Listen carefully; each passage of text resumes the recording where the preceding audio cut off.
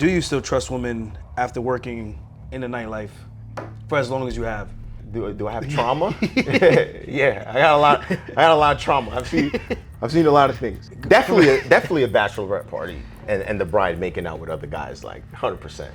That probably be like that's bad work. I think that the relationships that come out of clubs actually are better. You think so? Yeah, because you have a whole plate of beautiful people. Well, now I'm making the decision. When I have a whole bunch of options, this is the decision I'm making. In Miami, I've seen $1 million In a night? in one run. What's up, guys? Welcome back to the weekly scraps. We got a fun episode. I got my guy here, Reese Global. Something like that. We're shaking. Family, blessings. Thank you. Thanks for doing this. This is something I have a lot of people that ask me to like do stuff outside of just the fight game. They think I could do well with talking to people. I'm like, man, I just like talking about the fights. Yeah. But I was like, yo, I'm in Miami. I gotta pull up. I got my equipment. I was like, why not? Let's chop it up. And I think this is gonna be a fun one. So I don't know, maybe I might turn around to wanting to interview people a little bit more. Why not? Everybody got their own story, so. Yeah. So let me start with this. What do you actually go by? Like, I call you Reese, but I don't know what everybody else call you in the industry. For the most part, everybody just calls me Reese. Yeah. This is the best way to put it. Obviously, my name is Maurice, but keep it short. Everybody calls me Reese. Yes, Reese, yes. Reese Global, however you want to slice it. Yeah. Okay. So I guess we kind of got into that. So the name of your company is it Global? It used to be Global. Change it up? Yeah, we changed it up. I mean, we like to keep the name undisclosed for now, but it used to be called Global. I had a partner that we started, two other partners actually. We started a business about 2012. Yeah. And we expanded New York, Miami, LA, Europe, Tokyo, bounced around, and but now we're all no longer partners. So. So you guys split? Yeah, we all split up. So now I'm just rolling solo. I have a few affiliates, but as of right now, just solo. Yeah. So that wasn't. I thought that was your brand the whole time. That's what I thought, at least. It was, but legally we all started it together. So Yeah, it gets a little messy with that. yeah, get a little messy. I actually had some partners with this originally, Funk Harbor. Well, actually, cheers to that. New partnership. I'm actually out of the deal with those guys. And we had to make sure that everything that we were going to do was going to be on the up and up. So I understand that standpoint, making sure you don't have no legal headaches, because you start winning and people start coming back around, and it's like, nah, I ain't trying to do all that. I ain't trying to do all that. They bump into that. I mean, listen, it's when it's just business, it's kind of easier to deal with. But then when the personal relationships are involved, it's like it gets dirty. Yeah, it gets dirty, and it could get dirty either side. So it's just airing out that laundry. Just keep it calm and cool, and then we'll attack properly. When you got the sauce, you could just cook up at any time. You know what I mean? 100%. Well, cheers. Cheers to that. Cheers to that. My first one. It's my first time trying it. So. Oh yeah. Okay. I drink a lot of alcohol. So what we do, we swirl it around a little bit so you can get the notes. This way you can appreciate it, and then you take a small sip. You let it just sit on the tongue, on the palate, just to kind of taste all the flavor profiles, and then you can actually drink it. Oh, that's good. That's good. You know what this tastes like to me? It actually tastes like a combination of Wray & Nephew and Appleton at the same time. So we use 3 different Jamaican distilleries. I can't disclose who for legal reasons. Yeah. But we blended it up so it's like a certain percentage from each one. Yeah. Tastes like a mixture. We chop it up and we get some of the good stuff, the finest Jamaican rum. So to have all that in a bottle, man, it's like this is my baby, man. So we actually have this one called Number 1 because it's a limited edition. So we're gonna be able to do different ones coming in the future. When this one runs out, we'll have another one coming out, Number 2, and then we have the white rum that's gonna be the main workhorse, the staple. Okay. Your mojitos, rum and cokes, all that. So that's gonna be the breadwinner. But these guys, if you're like my real people who like to drink rum or premium stuff, they're gonna love this. Have a nice cigar out by the beach. You can sip it. So yeah, we got a bunch of different stuff in the works that we're gonna be cooking up in the future. That's dope right there. Yeah. So let's tell people how I actually know you. So we're actually from the same high school. Yeah. Union High School, Long Island, New York. Stand up, you Dale. Woo woo. Yes, you strong? Yes, sir. So with that said, I actually met you I forget. I didn't know if it was from wrestling first or if it was just me being Lil Ursha. Cause I remember I would be walking down the hall and be like, yo, this guy looks like Lil Ursha. Like, yo, Ursha, what up? That's kind of how I remember it. Yeah. Before I came on the wrestling team, or whatever, and then Enoch kind of forced me to come out. I don't know how you remember us. No. You was little Usher running around, obviously, because all the older girls in high school, they was like, oh, who's this? There was this little cute Usher looking kid. And, chill, my fiance right there. Like, but she's cool. that's kind of like how that's kind of how we got roped in, and then obviously wrestling, that community, that culture, that family, just it creates strong bonds. So it does, man. Yeah. I still talk to Fish. I still talk to Barnes. Barnes always sending me some stuff on IG. Wild stuff. Yeah. Wild shit. Yeah, so I still keep in touch with the OGs. You were one of the captains, at least for me. I remember you. I thought you were one of the captains. At least that's the way I remember it. You, Barnes, Fish, or KB. It is KB, right? Did I say that right? Chris Barnes, yeah. No, not. Kamar? No, not Kmar. Burnett. Eric. Yeah, so it is. Yeah, EB. Yeah. So, I think you were. I don't know. You tell me. Were you the captain? I don't even know. Who was it like at the time? You guys were like the OGs though. Yeah, I mean, we all when we all started pretty much wrestling in high school, we established a strong bond. I mean, I wouldn't want to say like I'm coach's favorite. Yeah. But kind of like hijack that captain spot. It was kind of like the people's captain. You know what I mean? I could relate to people on a more personal level than how coaches would look at you, or you know what I mean. I had a very kind of like similar to you, very awkward style of wrestling that wasn't what was taught in the room, And at that time, we wasn't doing YouTube or right. learning moves. We kind of was just learning on the fly. So it was, and I love Coach to death. He would always get into your head mentally, but. Ain't getting that ass, no homo. Yeah, but you got me whooping people up in that room, man. It's like every team, right? Every team, the coaches have their favorites, but then the players have their favorites. And I was kind of like a favorite, to the wrestlers. Yeah. And was very good at motivating people, to kind of pull the best out of them. Yeah, I still remember the chant we would do. When I first joined the team and I first heard the chant, I was like, what the and then you had everybody running around jogging and... Who wanna jog with me? Who wanna jog? I hated running. Let's jog. I was like, yo, what? I hated running too, I can't stand running, but when you put that to it, it'll get you going. It'll get you going 100%. Well, I'm telling you, like back in the days, like when you guys left, I feel like a part of me almost died because the energy in the room changed. Not immediately the next year. We try to keep that tradition up. And then following year after that, I noticed like, damn, man, these kids are soft, man. It's just like, you can't really motivate them. My brother was on the team at the time too. He was kind of a pain in my ass. I'm like, he would try to undermine everything I was doing. I was like, yo, like when it came to wrestling, like dual meets and stuff, like I took it serious because that's how you guys taught me. So I'm like, yo, we coming here for their heads. We're not coming here to be laughing on the bus and making all these jokes. Exactly. So it was just a little bit of a different upbringing. So I always took that, even to like my fighting career today. Like I still look back at those days like just for like motivation, and still keeps me going. Like the other one was all day, every day, nothing to it but to do it. Please believe us, TV needs us. Yeah. And then chirp. So you doing this while we're circling on the mat around the opposing teams. So these other teams, dual meets, our team versus their team, squad up, almost like the Jets versus the Sharks. And then while they getting ready, warming up, they didn't even finish yet. We circling around them before they even finish. Yeah. And just kind of just getting it going is just like the intimidation factor. And we did really good that season. I think we took second, no? Yeah. To MacArthur? Second in the county that year we did. Crazy. As a team. We probably should have won it. We probably had a couple of like hiccups. I had a hiccup. So I did too. So I know. Yeah. In the bright lights.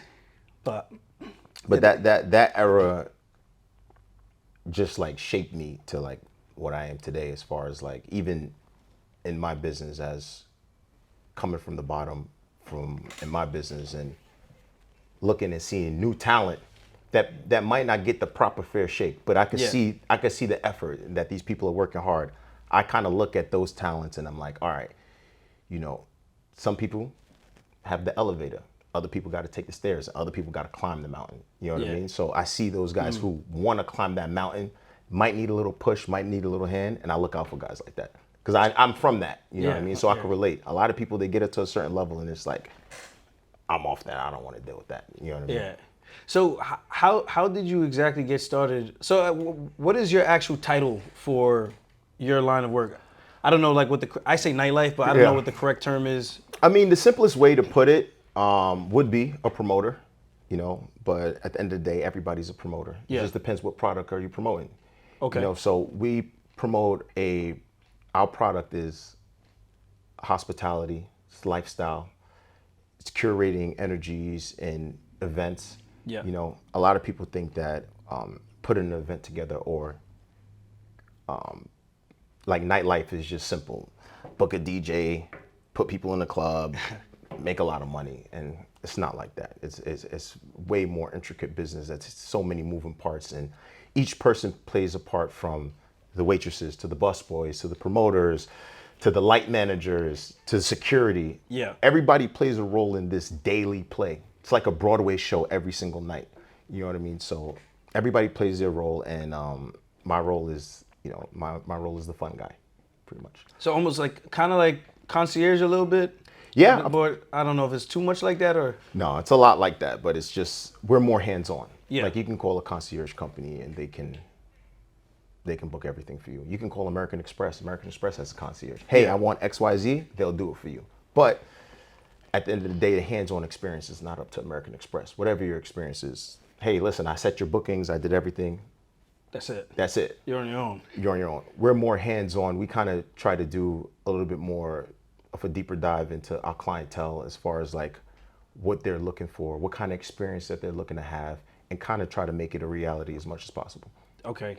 Yeah, 'cause I remember coming out sometimes with you, and some of your clients would be out, and I would see it myself firsthand that you guys like are making sure they're okay and taken care of, and just making sure they're having a good time, you know? Yeah. Especially if you're spending good money. Of course. You want to be making sure that your money's actually giving you the experiences that you want. So that's actually a really good way to put it. I didn't really even think about it that way. Yeah. And I can imagine for like the nightlife business, like one night, one weekend could be really good, or 1 month could be really good, and then it could probably just dry up really quick. So I can imagine that hustle of like making sure that you're kind of keeping the spot in the know so that it constantly keeps the cash flow, or I guess the appeal of it being a hot place to be and to enjoy your time, especially if you're going to take time off and spend good money, you know? Yeah.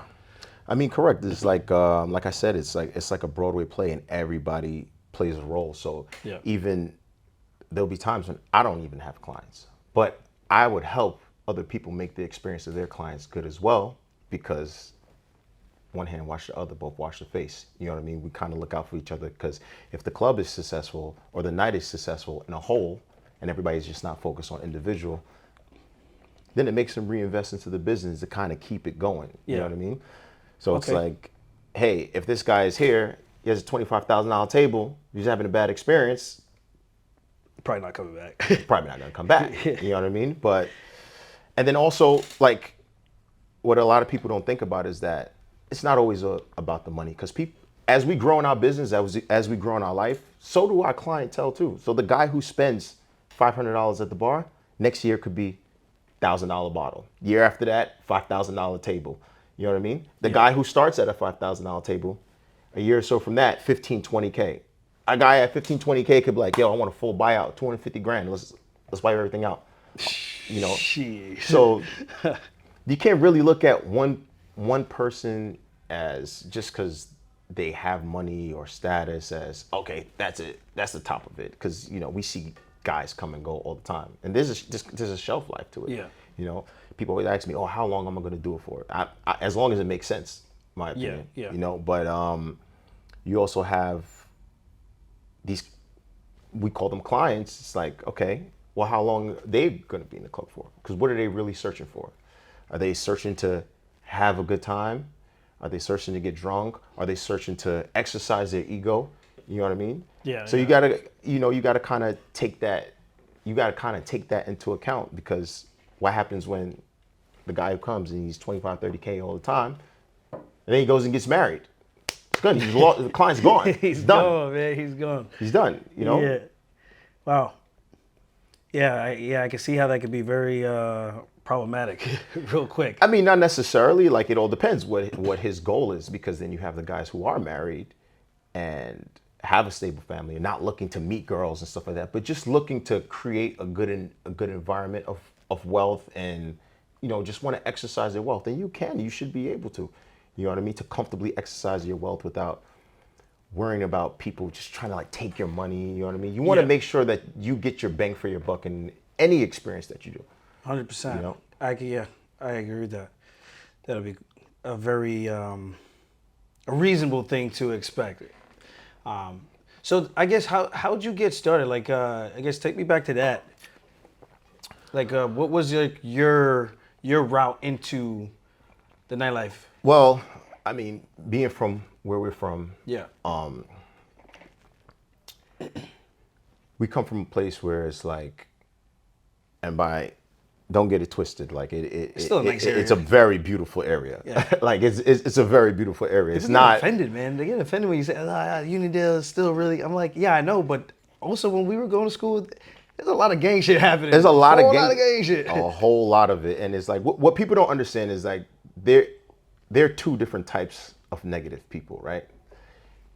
There are people who live a certain way in negativity to survive, and there are people that pretend to live that life. And I think the pretenders are actually the scariest ones. Yeah.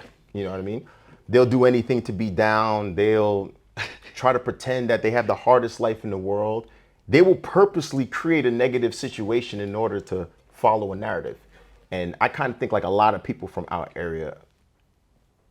It's like a 6ix9ine kind of a Yeah, like kind of fit that. Well, I mean, 6ix9ine's situation, I don't really know him personally, but from what I could see is somebody who just got roped up into. Yeah, somehow, some way, he just seemed like he wasn't that guy, but somehow had to keep up that image. You got to keep up that image, so you live that guy. Exactly. So you live a lifestyle that one you can't sustain, and one that you're not really about. And then you're like roped up into it, and I've been victim of that as well. So I know what you mean. So in like all the gang stuff and the fights and all the troublemaking, I had an older cousin who, was very different. Like, we grew up in the era of 3X white tees. Yeah. You know what I mean? And this dude is looking like, dresses like, Prince. He's got leather boots, the boots got heels, your leather jacket, all this type of stuff. And he was just like, yo, like, why are you even doing this type of stuff? Like all this troublemaking gangs. Like, first of all, the girls where you're from, these are the ugliest girls I've ever seen in my life. Number one, none of these guys here are tough. The richest guy, the richest or wealthiest guy that you think drives a BMW M3. So it's like that was the wave. And that was the wave back there. At least I thought that was like, oh, you're him right now. Yeah, like now this kid's 18, 19 driving Uruses, Lambos. Like, it's crazy. Like, we would never think about that. Like in our era, you know what I mean? Like, so. We call them, the hood legends. When we see the hood legends, it's like, yo, this is the illest person. These are our celebrities. Yeah. You know what I mean? And he was just like, these people are nothing, bro. These people are nothing. Their minds are closed. You need to expand your mind. You're very intelligent. Causing all this trouble is doing nothing. You're just the coolest dummy on the block. That's it. Ooh, that's a bar, bro. That is a bar, though. The coolest dummy on the block. And he kept it real. And it's like, okay, yeah. Like anybody else, you're young. You think you know everything. You hear advice, but you're not listening to it. You know what I mean? So he's more like lead by example. So he's like, okay, I'm gonna bring you out one day. I was like, where?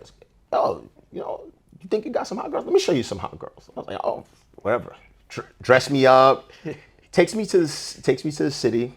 I'm not gonna disclose the venue for age reasons at the time, but we go to the spot, and it's like he was a promoter, so his client had a Ferrari, gave him the keys to Ferrari, and I've never seen a Ferrari in my life. You know what I mean? So I'm like, wait up. This is the same person in the hood everyone looks at as like, oh, he's a weirdo. Like, oh, your cousin's a weirdo. Why you hang with him? It's my family, so it's whatever. But This guy's got, and then he goes, changes zip code, and now he's got a Ferrari, freaking 2-bedroom apartment in New York City, and it's like, wait a what? Like this? He's like, yeah, like you ain't gonna get that out here, you know? So some of the most beautiful women I've ever seen in my life. Obviously, we come from a predominantly African American, Latin community, minority community from where we're from, and the only time I seen white girls is if I went to a wrestling match. Yeah, right. I've never seen it. I've never seen white girls And at they all. were mid. Yeah, they were botch. But They were mids. But seeing beautiful women from all different walks of life, all different nationalities, you know what I mean? Like black, but our community is mostly Caribbean. Yeah. You know, so I've never really seen like a woman from like Tunisia, a woman from Tanzania, Sudan, like seeing beautiful black woman, beautiful like white woman from like Sweden, Norway, beautiful Latin women from Argentina, Brazil, Costa Rica, and it's like I've never experienced anything like that, and just you know, that was kind of like the gateway. It was a woman. I mean, like at the end of the day, that was kind of like the gateway. But also being in a place that I didn't feel like I belonged, and he made me comfortable enough to know that I do belong. You know, he explained to me like, yo, your level of intelligence, how you relate to people, how you can hold conversations, like you're not a dummy, like you do belong in these type of spaces, you know, and that kind of like gave me the confidence and put me in a position to, you know, live that lifestyle and take it seriously. It took time for me to take it seriously, but just having that access at first, it was like my little treasure. I wouldn't let nobody know that I was doing it. I would do that. I would go back to school. I would go out. My hair would be done. My braids fresh. I'll come back to school. I'll take my hair out. I'll wear different clothes. Like, you know what I mean? I wouldn't even want people to know because I was like, damn, they're going to blow me up. This is my treasure. They're going to snitch on me or whatever the case may be. But eventually, I got more comfortable. I got more confident in myself. And, you know, started really taking the lifestyle serious. So did he like segue you into that? Like, did he give you like a role, or like how did you actually get? I guess, like after you got exposed to that, I guess what was the next step in terms of getting started in that field? Well, I mean, I used to work for him. I wouldn't say work for him. I say tag along. Yeah. Right. I used to tag along with him a few times a week, and it was just like, you know, like I said, it was like my little treasure. It was like, you know, when you get that brand new mongoose back in the day, it's like you keep checking the garage to see if it's still there. Like I'm like, I'll call him like, yo, am I still good? Am I still good? Like each time, and then he basically attached it to how I operated in my life outside of the nightclub and say, hey, listen,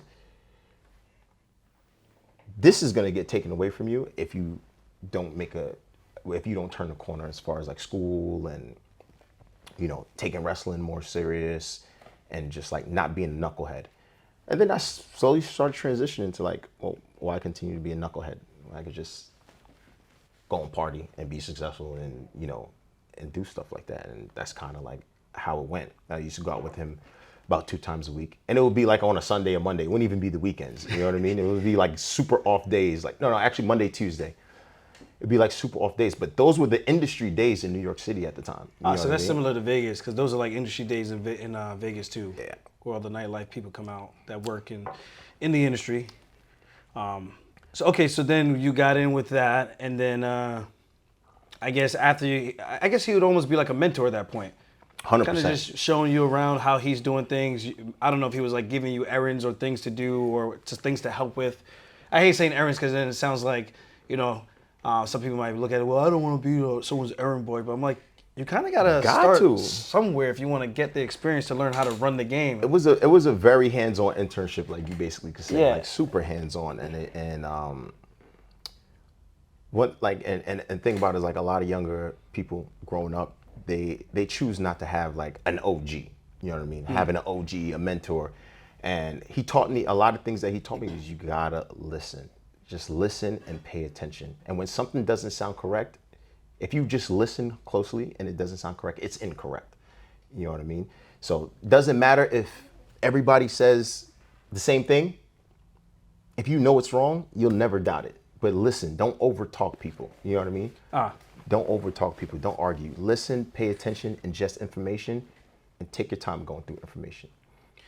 That's good advice. Really good advice. Especially at that age, sometimes you almost have to wonder if it's gonna be received. I mean, like looking back at that, like most people that at that age point probably be like in one ear out the other. Yeah, but then he had the carrot to be like, all right, clearly he knows what he's talking about. Dude's he's got a Ferrari for free. He's got an apartment in the city. So I mean, it's unfortunate that most people in our community need those type of things to kind of start listening. But Why I just don't know why that is. Like, what makes people operate like that? Like, even for myself, I don't know what made me like that when I was younger. It's just like you just feel like you know everything.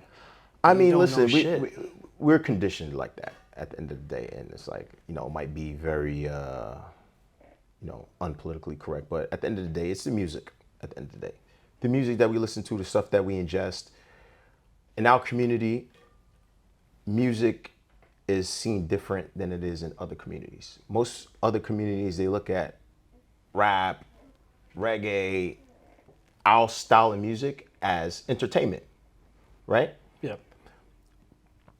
We looked at those music and those people as heroes. We thought that music was like hymns, like to get us through our day, to get us through struggles. You know what I mean? So we had a different, we identify with the music a little bit differently, but the majority of the music is negative, but it's someone else's negative story. You know what I mean? And we feel like that we have to attach ourselves to it so deeply that we got to kind of live that lifestyle, So I kind of think that growing up, like you come from a Caribbean household as well, Yeah. and it's not that, and I'm first to say it, and I love my parents to death. My parents didn't raise me, but they took care of me. You know what I mean? And there's a I can relate. and there's a big difference. You know what I I mean? can relate. When you raise your kids to all core values come from family, but when you raise your kids, my parents worked one parent working the day, one parent working the night. When the other parent got off, other parent went to sleep. Always food on the table, always clothes on our back, always bills paid. Anything that we needed, we got. But we were raised by the adults around us, the people who are 2-3 years older than us, as we call the streets, right? Yeah. Those are the people that raised us. The music that we listen to, that's what raised us. Like I can listen to R&B music from '98, and I can remember exactly how my life was like around that time. You know what I mean? So Yeah.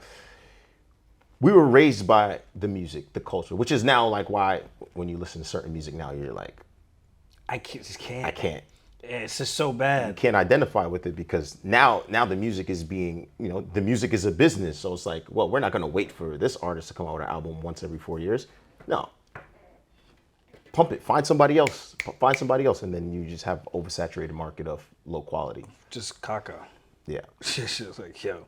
Like some of the stuff my boys or family listen to, I'm just like, how do you consider this good music? Like this is just so awful. It's just like you just nod your head. I'm like, yeah, I don't know what he's saying. I don't know what the hell he's talking about. I know. It's different. It's crazy. Yeah. But It's very different. Like there's some good things out there, but there's a lot of bad. So I guess one last thing about the past. I guess what made you decide, like in your 20s, like in our 20s is when we're the most, I think, indecisive. Like we don't really know what we want to do, what direction we want to go. We're figuring it out. So I guess at what point did you know, like, this is for sure what I want to do, where I want to take my life, and where you could potentially see something for yourself in the future? Well, always had a dream and goal of like working with cars, and I had an internship at. Did you do the BOCES? No, I had an internship at a car company after I graduated college. Ah, okay. I don't want to put the name out there for personal reasons, but I had a very good internship and I got the job, and then I got fired.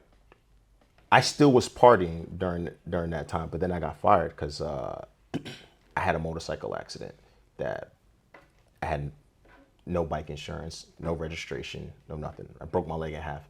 So in having the internship and getting hired, about like 6 months later, their insurance premium went up 3 times my salary. So it was like, we can't afford for you to be here. And I cried like a bitch. But then I just strapped my boots up and I was just like, well, the only thing that's been here the whole time, like let me just rock with it. Let me just take it serious. Let me take it to another level. Let me put the time in and figure out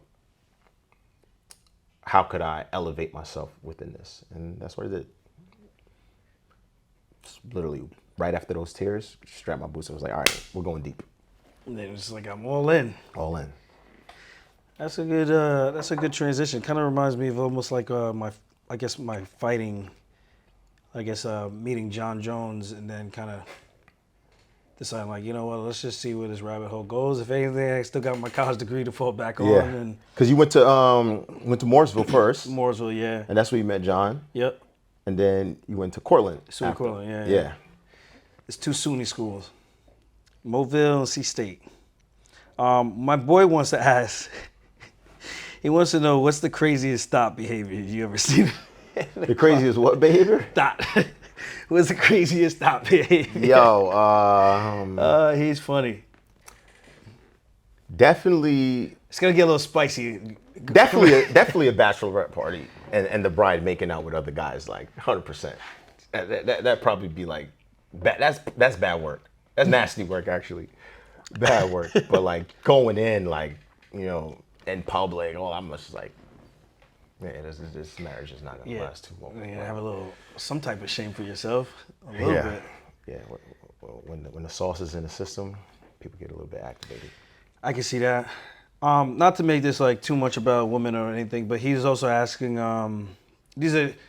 Chat. This is Jake Fine questions. So if you guys have any issue, whatever, y'all make sure y'all take it up with that, man. Slide in his DMs or call him out in the comments. He wants to know. Like, after seeing everything you've seen, and I think this would be a question I would ask too, is like, would you or do you still trust women after working in the nightlife for as long as you have? This same way as, I don't know what your perception was before working in nightlife to after. You got to think about it. I've been in it for over 20 years, so it's like. Yeah, and I know everyone's not the same. Yeah. But I guess, has it changed, like, the way you view things? I wouldn't want to say change. I just kind of say like shed light on it, and then everybody says, "Oh no, it's because you're in a club." And celebration is universal. Yeah. People party everywhere. Do people party as hard as we party? No, but there is a restaurant, bar everywhere on the corner of this earth. You know what I mean? And it's just like my view on women is just, I have a positive view on women. I just don't have a positive view on liars. So. If you're a lying woman, I'm not going to have a positive view on you. And it's just, in my nature of business, it's just a higher probability of that. Yeah. But listen, they're honest women that live their life like they're men. And like, I got a lot of respect for them, But I don't disrespect women. I love women. I think that they're, beautiful. They all have their own stories. But, yeah. Do I have trauma? Yeah, I got a lot of trauma. I've seen a lot of things. I've seen a lot of things that and on both sides. Like, it's not just I've seen men do questionable things of their character, and I've seen I've just probably seen more women do more questionable things of their character. But are these like clients? No, I don't want to say client because I don't want to incriminate. I don't want to say. No. Yeah, that's probably the bad term. I guess spenders of tables, or is it more like just females that are just coming out and you kind of just in general? Listen, you don't have to go to the club and spend thousands of dollars in order to have a great time. Of course. So I've seen girls at the bar going crazy making out with dudes. I've seen that you're like, oh shit, I actually know her boyfriend, but I mind my business. Yeah. I stay out of adults' business, but yeah, I have no. And then vice versa, you've seen guys like, yo, you got a wife at home, but it's like not my business. I stay out of adults' business. I mind my own business, but I've seen it. That's one thing. Like me and my fiance Rebecca, we have like an agreement. It's like we go out if there's someone we do know, and some crazy shit's happening. It's like we see no evil, speak no evil, hear no evil. Like we weren't there. This is not our business to get into. It's like the last thing we want to do is get into someone's stuff and it becomes very messy or toxic. We're not trying to have any of that, especially because it could backfire on you too, right? Because now you could be looked at as the bad person and all you were doing, thought you were doing was looking out. And 90% of the time, they're all going to go back anyway. Yeah, so it's like, just mind your business. let them figure out what they're going to do on their own, I guess, kind of a thing. Yeah. So that's kind of how we look at it like that. I've seen people find love in the club, like real love, like married, like kids, like Really? off the grid. Like, yeah, I've seen it. And so it's possible. That's wild. I don't say never think that, but that wouldn't be something like on top of my mind. Like, I could potentially find a wife here tonight. Yeah. Like, And I'm sure you're not looking for it. Bro, I but could assure you those people, that wasn't their goal either. Yeah. It's just, things just happen. Like when you put yourself in a position to interact with other energies, it gives you more of a plate that, look, when you actually pick Yeah. someone, that it's like, okay, this is who I want, not because that's all I have. Yeah. So I think that the relationships that come out of clubs actually are better. You think so? Yeah, because you have a whole plate of beautiful people, men and women, right? Okay. Beautiful people. I'm going to challenge you on this, but go ahead. And it's like, okay, well, now I'm making the decision. When I have a whole bunch of options, this is the decision I'm making, Okay, that's a good perspective. Most people in small towns, they bump into somebody and marry them because that's all they ever known or seen. Yeah. But when you have a bunch of options that are available to you and you actually choose somebody, I think that that's an ode to the people that make that choice, that are decisive. And you have those people that get, like I said, that have never saw anything. Then you put them in a city like Miami, then it's like, yo, what the fuck was I doing? They going crazy. They go crazy. But the person who chose the person, they come to Miami, it's like, okay, so what? I got my lady, I'm good, I'm fine, Yeah. It's like that. Yeah, I guess my pushback was going to be, I think that's a very logical and reasonable thought process on that.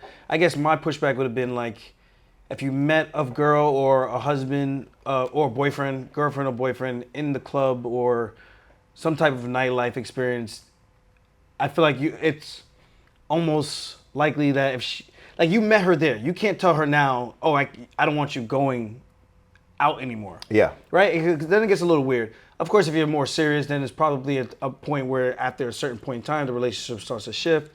So maybe they're not going out clubbing as much as they used to. As often, yeah. Yeah.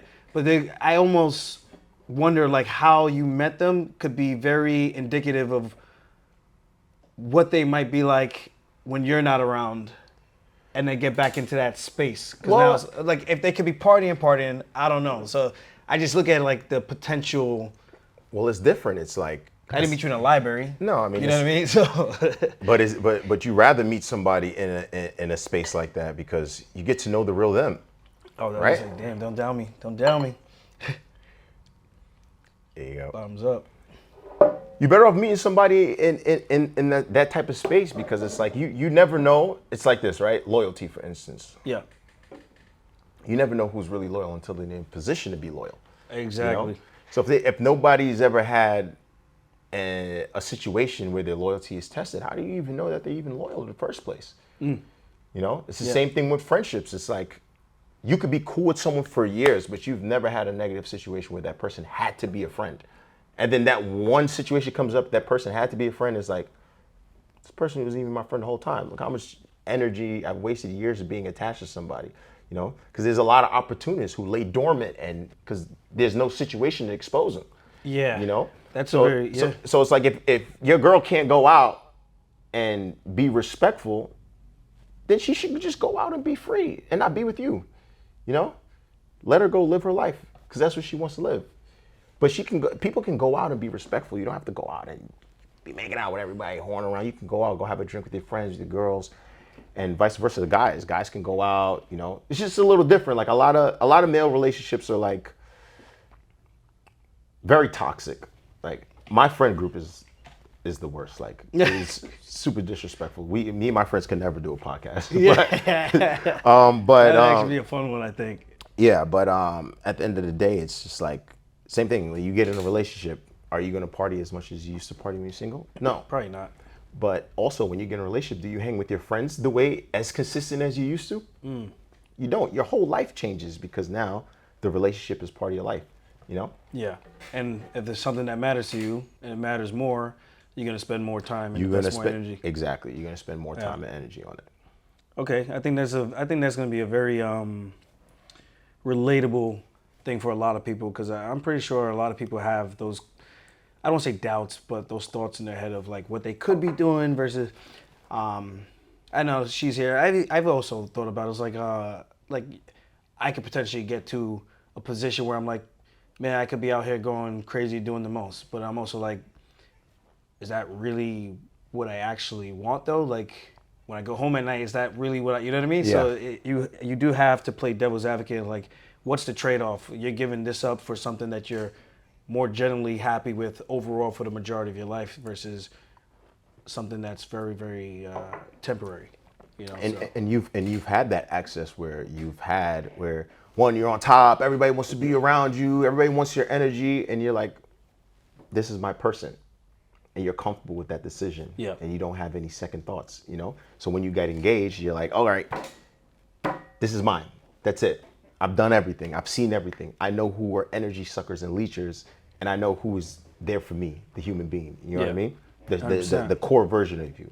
So it's easier. It's like I said, the real is going to prevail. So when you have this whole plate and you're like, this is the realest thing here, it's easy.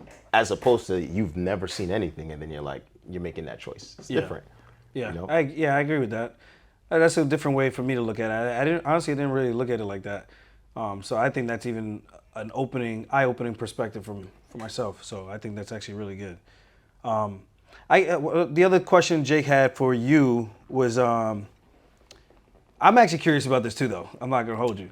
I'm starting to think these are your questions. No, You blame it on I Jake. swear. Jake, he typed these up. I typed in some of my own stuff. This is more about like the stuff I asked was more about the upbringing and how we kind of got into this. But he wants to know the most amount of money you've seen spent in a club. Like you actually seen someone actually like, yeah, I'm certified. This is like Miami? I guess Different wherever. everywhere. Yeah. I mean, listen, one time in New York, I just kind of don't know how much it costs, but I definitely seen a guy buy 5 bottles of Perrier Jouet for every single table in the club. Swedish guys and I don't know, Swedish bankers, whatever, they lit it up. In Miami, I've seen $1 million In a night? in one run. Wait, what's a run? A run is like all the bottles coming out at one time. I've seen $1 million. I've seen 3 million in Europe. And we're like London, No. South of France. south of France. Wow. Like they're shopping carts of Cristal champagne, like crazy. Like $3 million in a few hours is crazy. And what about Lala? Lala. In LA, you'd be surprised. LA, the thing about LA is this, right? The clubs, when I lived there, the clubs close at 2:00. So after parties, where it's at. You get like it gets intense very quickly. You know what I mean? So like in the areas between like 12:30 and 1:00, that 30 minutes, it gets very intense. And I've definitely seen over 100 in LA in one run, which means like all the bottles at one time. One time, yeah. Who knows? The spend could be even more than that. 100K, you mean? Yeah. Yeah. Well, I say 100. I think like, it has to be 100K because that'd just be crazy. 100K in a run, and maybe you see 2-3 runs in a night. You know? But man, people got money, man. Like I've made good money fighting, and I still can't even bring myself like. The most I think I've ever done was like, babe, what you think? Like $2,000? The most we spent probably in like us together spent like $2,000 maybe. Like in a night, like at a pool party or something. I think that's like the most we ever dropped. And I'm like, or maybe it was closer to like 4. Maybe like 4. When we did the pool party with your brothers and stuff, the family. Yeah. But then when I hear people dropping like 25 racks, 100 racks, my heart is just like, I feel like, because I fight for my money, right? Yeah. So I'm just thinking, my brain cells, I just lost. Oh, my brain cells, my head hurt. I feel like I just got a cut, just had surgery. Like, listen, nah. So it's a little different. People get it differently, so you know their appreciation for it it's different. Very different. I mean, you have people that like everybody has their thing. So like people like, oh, it's stupid to waste your money in a club. But they're like, listen, there's people that buy. Of course. There's people that buy art pieces. That doesn't mean anything to you. It's all about what's relative to people. Yeah. Could that art make you feel a certain way? Are you stashing money for liquidity? It depends. Are you getting it because you think the artist is actually dope? Yeah. 90% of the time, no. And do you have value in it? Like whatever you're spending your money in, like cars, anything. What's What's up, up, bro? family? Anything like that. The So people that buy platinum forks doesn't make the food taste better. Yeah. You know? There are people who buy $50,000 jackets. It ain't gonna make you no warmer. You know what I mean? I see women, $200,000 Hermes bags. For what? Okay, so I'm saying. Nah, I'm just like, for what? Exactly. That's just crazy. $200,000 Hermes bags. So it's like, Yeah. everybody's got their thing. You know what I mean? I like to spend my money on traveling and food. So that's my thing. Yeah, I that's spend your my money. thing. I spend my bread Experiences, on that. yeah. Yeah. So I'd rather go do stuff, but yeah, like I'm just happy and fortunate now. Like I've made enough money where I put it in my investment accounts with my financial advisor. He's actually from my same gym, Aaron Friedman. He works at RBC Bank. So I'm in programs with him with different accounts where the money I make monthly from just interest covers all my expenses for the most part. Yeah. So I'm very, very happy and fortunate and blessed to be in a position like that. So then I also go like, well, if I go start spending crazy, I start dropping 20, 40 a night, or not a night, but like every weekend. Like that's gonna kill that reserve that I had built up and worked so hard to build up to make that money that it covers enough, or that interest covers enough of the overall monthly expenses. So I just try to be very rational in terms of that and practical, because I know I can't fight forever. And then I know at some point I'm gonna have to figure out what I'm gonna do next to make a big source of income compared to how I get it now. Correct. So I'm just trying to stack it up as much as I can. You got to think for the future. Yeah. I mean, a lot of these guys, everybody, like I said, everybody's got their own story. Some people, they have to spend the money. They're like, I'm paid in taxes anyway, so I'd rather do something with the money than get an experience out of it. Facts. You know, some of these dudes, they come corporate cards, like, yo, I'm taking the whole staff out, and those people that they made have a good time are going to make them $20-30 million the next 12 months. Yeah. You know? So it's like, you know, team building, different things like that. It's like I said, everybody got their own story. And then you have the people that it's like, well, I have to spend it. Yeah. Whether it's clean money, dirty money, they're like, I have to. What else am I going to do with it? I can't stuff it under my mattress. You know? Well, if they need someone to help them spend it, just tell them to hit me up, because I'll pull up. You got all these crypto kids now, like $200 in their account on Tuesday, and then by Friday, 60 million out of nowhere. You know, what do you think they're gonna do? Yo, bro, that's nuts. I mean, it's real life. This is people wake up and be millionaires out of nowhere. I've seen it. It's just like, well, what do you expect someone like that to do? Yeah. You just hit the lotto today. The first thing you're gonna do is you're gonna maybe burn 20% of it. Yeah, probably. You're gonna burn 20%, but what you burn it on is what you choose. Whether you're gonna buy cars, you're gonna buy houses, you know, maybe buy an island. Who knows? If I hit a crazy jackpot, like something like that, like the Mega Millions or whatever it is, like I would make sure I have. I'm very practical though. So it might be boring to people, but I'm very practical. So I'm like, I make sure, like even my goal now has always been 5 million is my safety net number, and then once I hit 5 million, I can live off of that for at a minimum 5% a year. Break that up, 250K. I'm chilling, right? Yeah.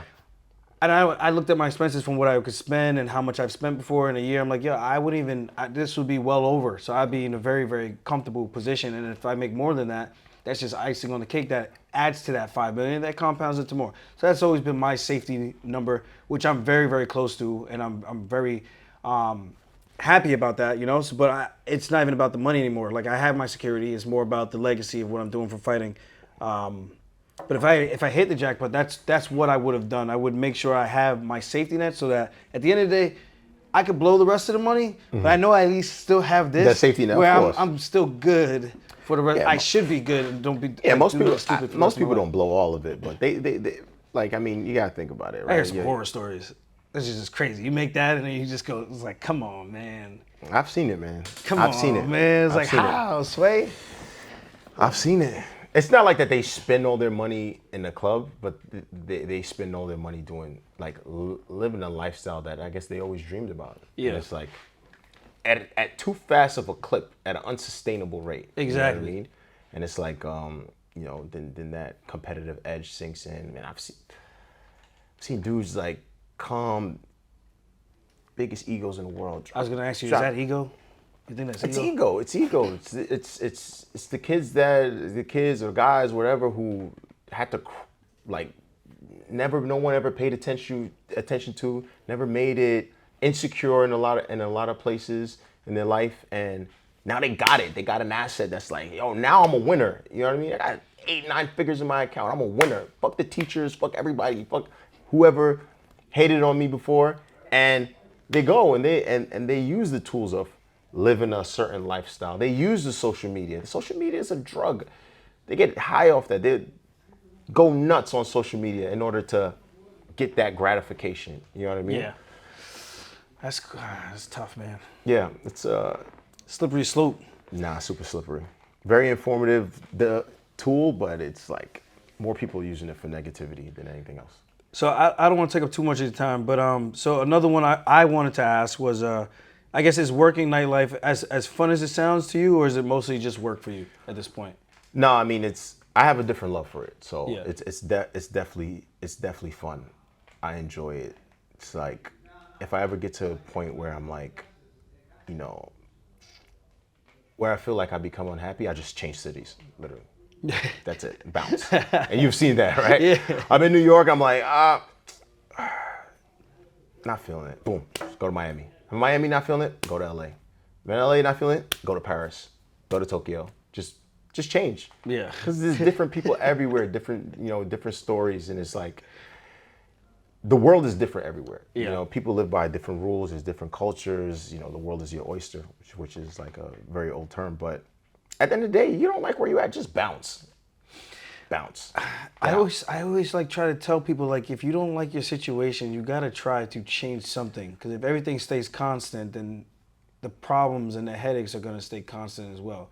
And then if the problems change when you change situations, then maybe the problem is you. Yeah. You know what I mean? So I think that's a good gem for people to kind of relate to. Is like, I know obviously everyone's not gonna have the same situation because you don't have kids, right? No. Because I tell people about stuff like, and the first thing he says, I got a family, I got kids, I can't just pick up and do this. I'm like, well, if you can't do it now, you damn sure ain't gonna be able to do it 5, 10, 15 years from now. And guess what you're gonna be saying? Man, I should have. Man, I wish I would have. Make that your goal, make that your plan. That's it. So it's just like you got to find a way. And if there's a way, if it's reasonable, if it can work, great. If not, you can at least say you tried. Yeah. And if it works out, then you feel like, wow, life worked out for me. Mm-hmm. And I think that's the most important thing. Just kind of like taking chances. You never know when something's going to take you. Yeah. I mean, of course, it's less risky when you're in your 20s, your late teens. And as you get to your 30s, but eventually, to some point, if you want something to change, you got to make something change. Like, listen, you don't want to gamble on everything. Obviously, the older you get, you kind of be a little bit more risk averse, but you don't want to gamble on everything. So just properly plan on how you would take that step, or even just gaining more information, or even like, hey, I'm unhappy at this part of the world. Maybe I need to go to this part of the world. Start with a trip, become inspired. You know, or maybe exit off your list. Yeah. You know what I mean? Don't just take everything and just go somewhere that you don't know how the culture is. You don't know how people would treat you. You don't know how to operate business there. And then, you know, everyone hears the success stories, but you don't hear the failure stories. Yeah. Because most people who fail, they don't talk. They don't talk about it. They don't talk about it. So it's like, you have to do it tactically. You can't just like, you know, I just picked up with one bag and moved to the city. Like, shut up, stop. Like, cut it out. These people are lying. You know what I mean? And if they're not lying, they're a lotto ticket. They're gamble. You know what I mean? Yeah. They're lucky, and a lot of people get lucky. But increase your probability of success. Prepare. Do your research. Go to these other cities or other countries in order to try to, you know, expand your horizons. Yeah. You know. We were actually just talking about it last night because she wanted to get dessert, right?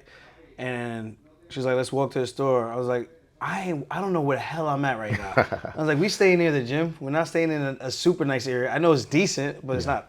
I'm like, I'm unfamiliar to be walking outside this late at night thinking I'm just going to go pick up some dessert and walk home unprovoked. I'm like, I have no idea what's going to happen. So she made the executive call. She did Uber Eats. So we got the dessert that way. Yeah. I was like, I don't know. I was like, I'm comfortable with my ability to protect myself. Yeah. But it's just like, why would I want to put myself in that situation? Yeah. I just rather. So that just kind of made me think about that. It was just kind Keep of it funny. safe. Keep it safe. Keep it safe. Like make calculated decisions, right? Yeah. I'm just like, I just think that's just too much of a gamble in a place that I'm very unfamiliar with, which I've heard horror stories, and I'm like, yeah. I got a few horror stories. I ain't from, trying to be a like, statistic right now.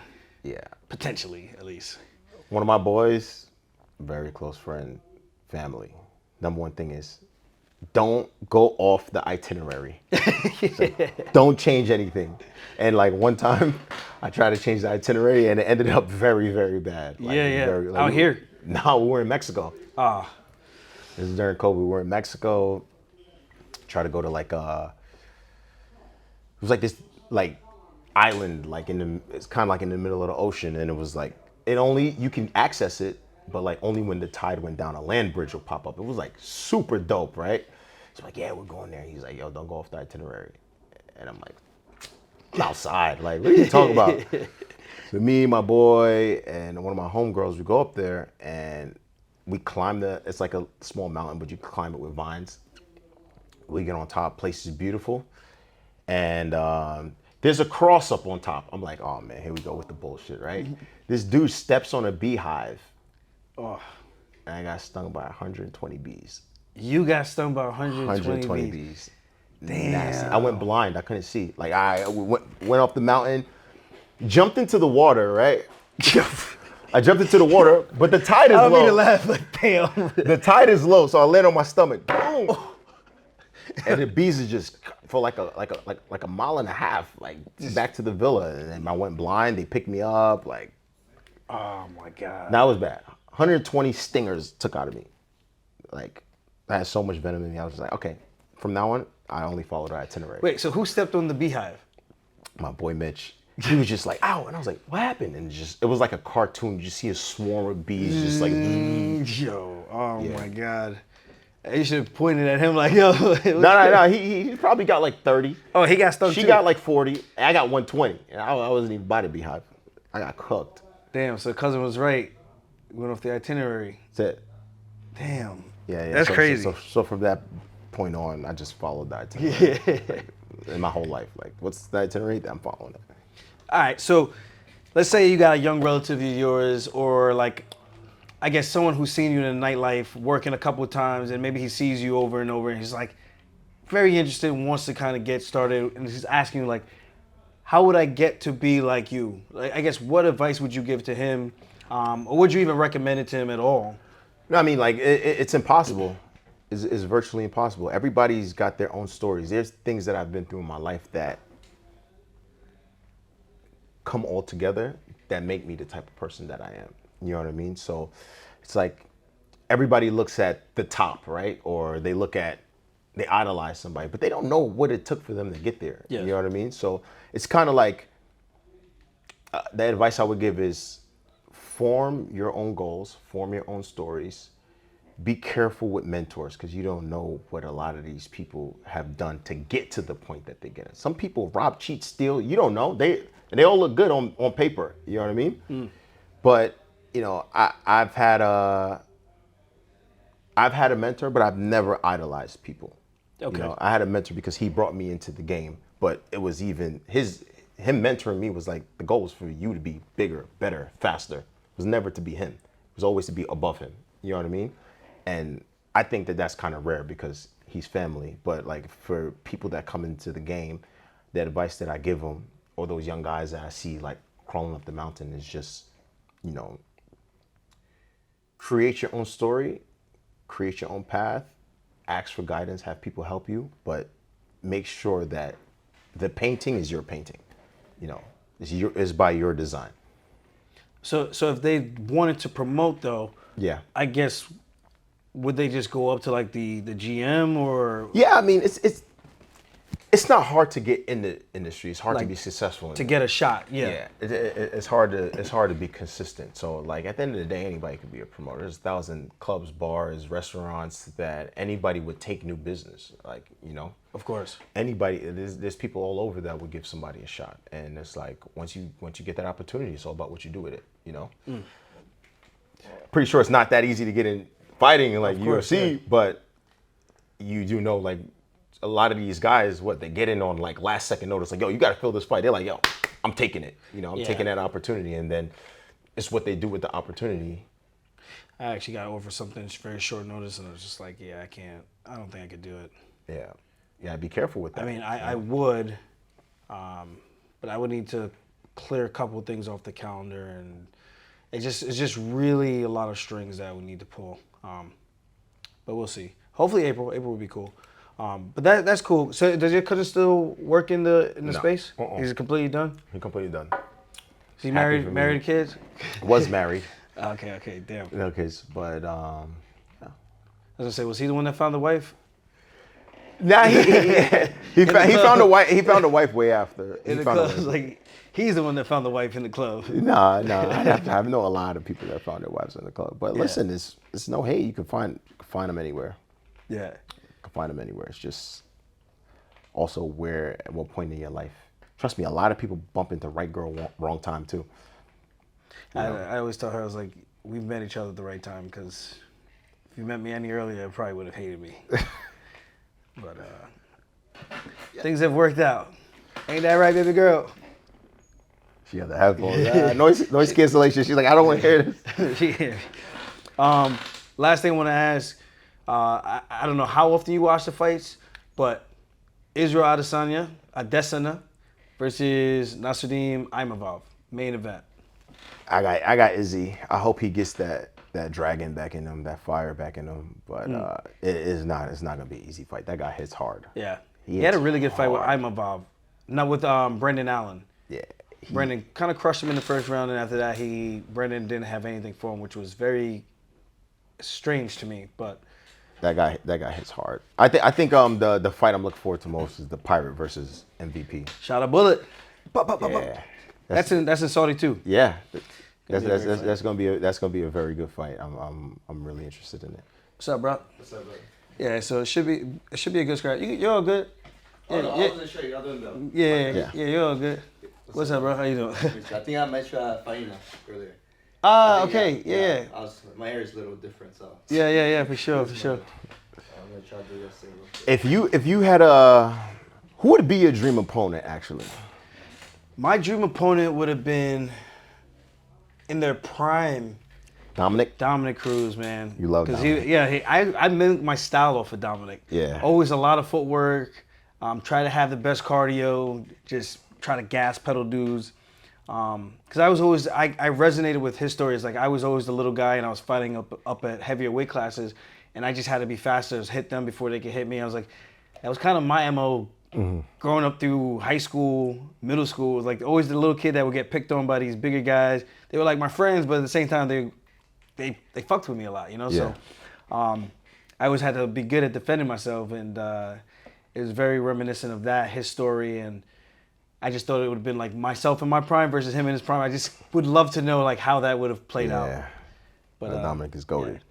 Who your favorite fighter? Your two favorite fighters, because I know one of them is probably gonna be John Jones, but minus Merab, because I know you love Merab to death. Nah, so Merab's my guy. So minus Merab and minus John Jones.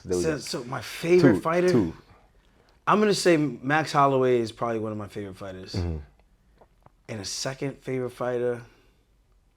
Cause I watch all the fights, bro. So it's like I'm a big fan of like all these guys. Yeah. I could be a huge fan of this one guy. He could have one performance and it might not look so great the next one. Then he'll come out have a breakout performance. And I'm just like, voila! I'm just like this guy just came out and just styled on everybody. Like So the second one, that's tough. I'm trying to think of the names off the top of my head. I don't know. I feel like I'm drawing a blank. I don't want to say Topuria, even though he is an enigma right now. He's been smoking guys. Max, to me, is still him. Khamzat? I would say Khamzat. I think he's just raw. It kind of he reminds me of just that I don't give a fuck attitude. Wolverine, bro. Reminds me of like that high school mantra of just like all day, every day, nothing to it but to do it. He psychs himself out, bro. Yeah. He's a sick dude. He's in the back. I know he's screaming those words that apparently are like very like they're not good words. When he's in the back, he's like, it's supposedly like a jihad. I don't say a jihad, but it's just, I don't want to speak because I'm going to get crucified. Like, oh, this is what you. Yeah. But that's how he psychs himself up. Whether or not what he's saying is positive or not, I have no idea. I don't speak Trust me, that we language. say a lot of, our coach used to say a lot of negative shit crazy shit. to psych us. I'm gonna kill you over you. Yeah. But I love that because it reminds me of that rah-rah kind of just pump yourself up like, yeah, I'm about to smoke this guy. And I resonate with that energy. So I love that. Yeah, that's dope right there. But if people want to contact you, you know, for any type of like hosting, whatever, because you're located or you do business pretty much all everywhere. around. Yeah. I know London, you said Paris. You do stuff in Ibiza or? Yeah, during summer, like During summer. we put trips together. Ibiza, New York, Miami, LA. You don't do anything in Texas? Nah. Nothing? Tokyo. Okay. So literally global, never local. You heard? So if people want to contact you, I guess where should they find you or reach out to you? You reach out to me on Instagram, Reese_Global. Simple. Reese_Global. So you guys can hit him up. And I guess you guys would just connect if anyone needs anything, any type of nightlife stuff. This guy's the man, bro. We're probably going to go out tonight. I'm just saying. We'll see. Maybe it'll be low-key. I got to train in the morning, too. Yeah, you got to lock in. Yeah, I got to start getting back in the shade. I got to get back in the win column again. So Let's get it. That was a close one. I know, man. It was close. It could have went either way. Yeah. A lot of people had me winning. I thought I either edged it or it was a draw, and then I heard 29-28. I was like, well, I think I edged it out, and then went the other way. So, I mean, it is Very, very, and I'm not like an expert at it, but it seemed like a very tactical back and forth. Yeah, good fight. Yeah. But we'll see what's next. Hopefully April. April will be ideal. Hopefully April in Miami. We back in the streets mobbing. Celebration. Celebration. Fully outside. Word. But all right, guys. Thank you guys for tuning in. Don't forget to like, subscribe, drop a comment, show some love. And, of course, again, if you want to party, you know who to party with. LaFleur, don't get tight at us. LaFleur gonna be like, you don't promote me. I'm like, yo, listen, My bro. first ever podcast. I did it off the strength of family. Love, bro. My guy. All right, guys. Thank you. Peace.